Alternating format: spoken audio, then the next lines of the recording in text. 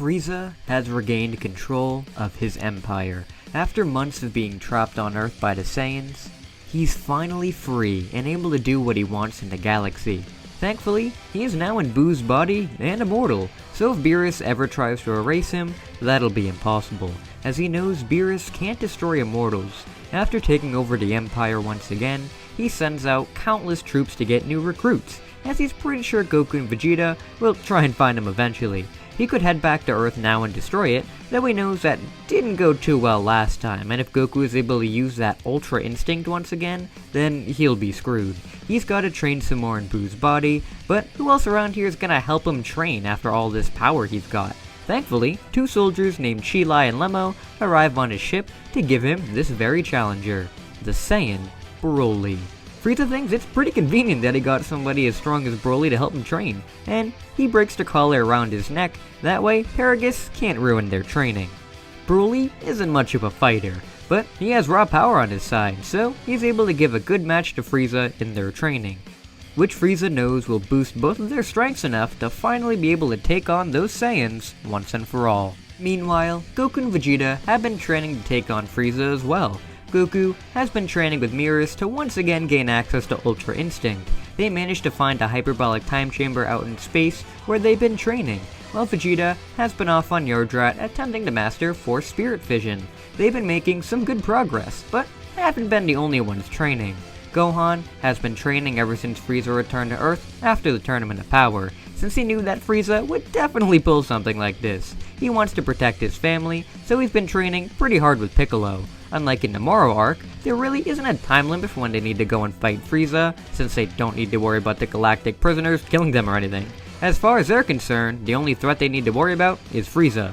Eventually, Beerus is forced to return to the Angels by Whis, leaving Goku alone on the planet. He is somehow able to pilot the ship back home and instant transmissions to Gohan's location so they can come up with a plan to find Frieza. Vegeta's not finished with his training on Yardrat yet, but Goku is pretty sure that he can take Frieza the way he is now. Gohan tells him to wait though, as he has an idea on how to separate Boo and Frieza. Frieza and Broly have continued their training for these past few months, with the two gaining incredible strength.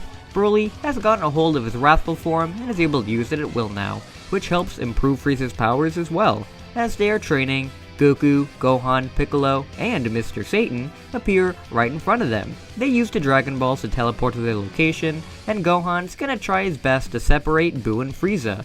He holds out Mr. Satan in front of Frieza and tells him to just try and attack them. Frieza has no idea why the hell Gohan is attempting to sacrifice a human to him, but hey, a free kill for him, he guesses. Frieza goes to fire a death beam at Mr. Satan, though he finds he's not able to for some reason. He tries once again, but the blast just doesn't come. He wonders what the hell is going on, with his body beginning to tremble. Oh god, he thinks, not now, why now? The Boo inside of Frieza isn't going to let him harm Mr. Satan, and forces Frieza right out of him. Frieza goes flying out of Boo and right into Goku's fist, and is sent flying into the other room.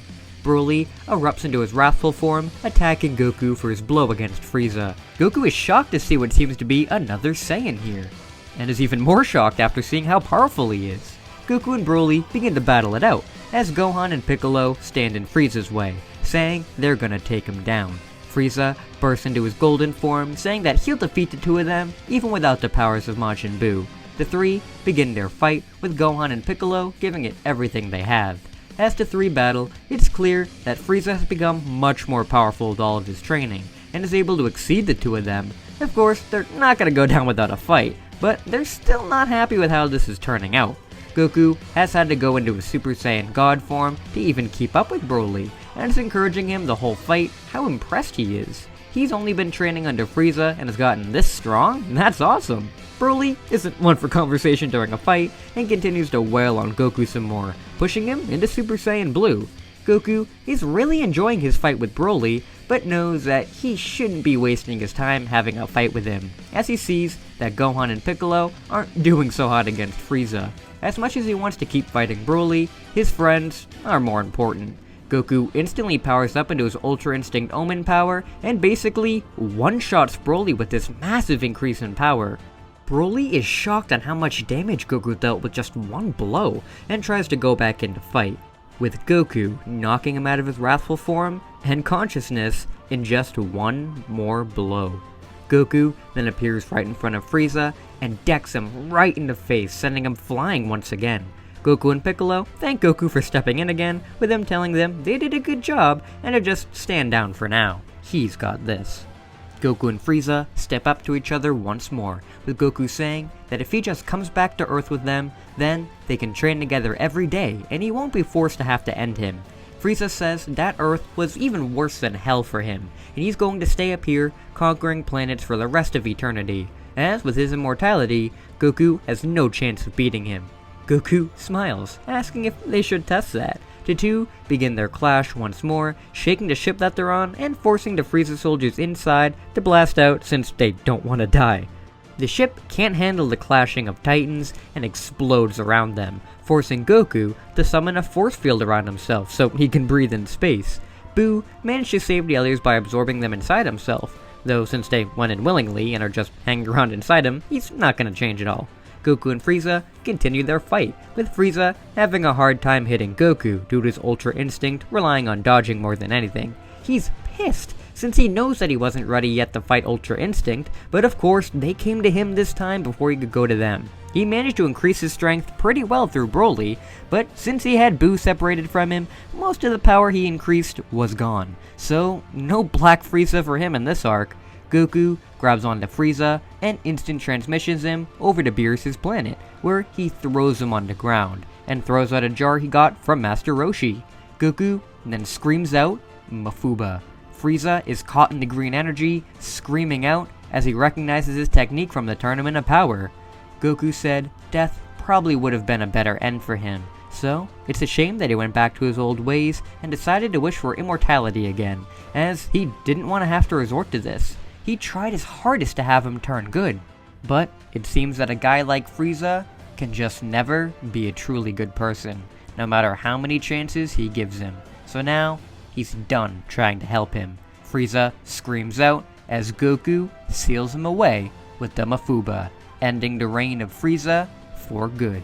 Beerus and Whis come over to see Goku, with him apologizing to Beerus, saying that he had no choice but to seal Frieza away, as he would have destroyed the Earth again if he didn't do anything. Beerus takes the bottle away from Goku and gives it to Whis so he can trap it within his staff. It's Frieza's own fault. They tried to give him another chance, but no, he decided to waste his fourth chance at redemption? He'll be sealed up for the rest of his days in Whis' staff. So, hopefully, he'll show him not to mess with the deal made with the God of Destruction. Vegeta then appears next to Goku, finally finished his Yard Rat training and ready to take on Frieza. But, in typical Dragon Ball fashion, Goku cucked Vegeta by taking a W for himself, and Vegeta just got wasted once again. F's in the chat for Vegeta. The group all return to Earth, and with Frieza gone, the group can finally breathe a little easier. Though, they have new guests on Earth now, Broly and Paragus, who Boo managed to save when they were in the ship. Broly isn't a bad guy, and was just used by Frieza as a training tool, so obviously Goku and Vegeta aren't gonna try to kill him, but help him realize his full potential under them. So, they take Broly in under their wing, and teach him everything that they know about fighting. The real way, not the Frieza beating the crap out of you way. With Frieza gone, the rest of the series would kinda line up with canon for the most part, with only a few differences. For one, Goku never managed to master Ultra Instinct during the Moro arc, since Beerus never had to sacrifice himself. Though, since this is Goku we're talking about, he definitely would be able to get it eventually, especially since he can now train with both Whis and Beerus to get the form, as Beerus is still an angel. As for Granola and the Heaters, Granola wouldn't find out Frieza was still alive, until the Heaters let him know that he came back for, maybe a year, but then was just instantly taken out again. So, with no Frieza to entice Granola to power up, he would continue just being a bounty hunter for the Heaters for now. Which kinda sucks for him, as they're the ones who killed his mom, but maybe one day he can be free of their servitude. As for the events of Dragon Ball Superhero, Gohan is much stronger now than he was in the movie, due to him training some more waiting for Frieza to eventually revolt. So, when the Gammas arrive, Gohan would actually join Piccolo in dealing with them right off the bat. Though, even though he is stronger here, he wouldn't be able to deal with Cell Max on his own, so the canon would pretty much line up once more with the two getting new forms to deal with that threat. And with that, I'm pretty sure we finished up with this scenario. I know a lot of you are probably disappointed that Frieza didn't end up turning good in this series, but again, I highly doubt Frieza would turn good in pretty much 99% of scenarios. He always wants to be better than the Saiyans, and at every turn would betray them the first chance he gets. So, in this timeline, he's stuck inside of Whis' staff for the rest of eternity, as the others get to keep on thriving. I do hope you guys enjoyed this scenario though, on seeing how Frieza would act if he was trapped on Earth and not stupidly let back into space by the others. If you enjoyed this scenario, make sure to like the video and subscribe for more videos like this one. Huge shout out to all my amazing patrons helping to make this series possible. We have in the official patron tier, Nathan, BBB, and Bossmaker. In the moving up in the world tier, we have Patrick Sandlin, John Lister, David Monroe, Sinshenron92, Oakwood Tree, Ogata Shiba, Monal, Eric Doss, Blake Foyer, Matthew Garcia, Vegito Gaming 78, True Lightning Striker, Speedster 352, Joseph Kelvin Liu, and Semroth. In the VIP patron tier, we have Always Zero and Levin726. And finally, in the God tier, we have Tony Kage. Thank you especially, Tony Kage, you're an absolute god. And thank all of you so much for watching, and until we meet again. See you later!